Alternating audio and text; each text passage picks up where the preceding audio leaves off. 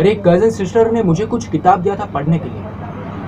मैंने पढ़ा कि हिंदुओं में अगर किसी लड़की का पति मर जाए तो उसे ताउम्र विधवा रहना पड़ता है, उसे अपने केस काटने पड़ते हैं और सफ़ेद कपड़े पहनने पड़ते हैं। यह सब जानकर मुझे बड़ा अजीब लगा। हमारे परिवार में अगर किसी लड़की के सास ससुर उसे ठीक से नहीं रख पाते हैं तो बड़ी आसानी से तलाक मिल जाता है और कुछ ही दिनों में उसके लिए दूसरा पति मिल जाता है। और तलाक भी खास भोजन और मदिरा के साथ पूर्ण होता है, जैसे शादी। बचपन में मैंने सावित्री की कहानी पढ़ी थी।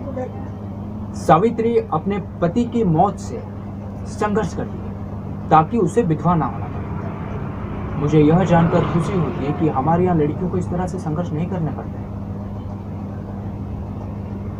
इस तरह से जब मैंने पढ़ा कि पति की मृत्यु के बाद एक हिंदू औरत को उसी के लाश के साथ सती होना पड़ा तो मैं बहुत खुश हुआ, क्योंकि हमारे यहाँ लड़कियों को इस तरह से भी मरना नहीं पड़ता। If someday unexpectedly my father passes away, then my mother would not feel helpless, and if she wishes to, she can find another loving husband.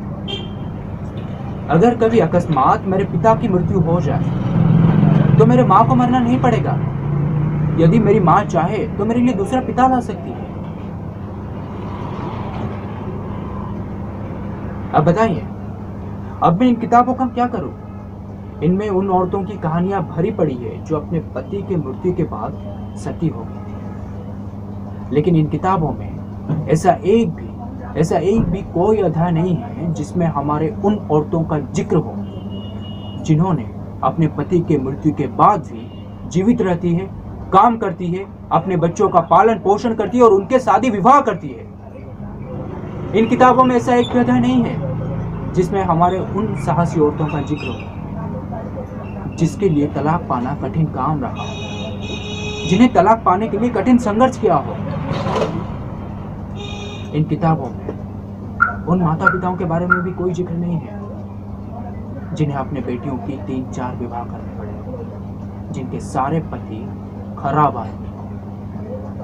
सिर्फ यही नहीं, ऐसा कोई भी किताब ऐसा नहीं है जिसमें हमारे उन साहसी औरतों का जिक्र हो जिन्हें कभी अपने बेटियों को मौत के मुंह में नहीं जाने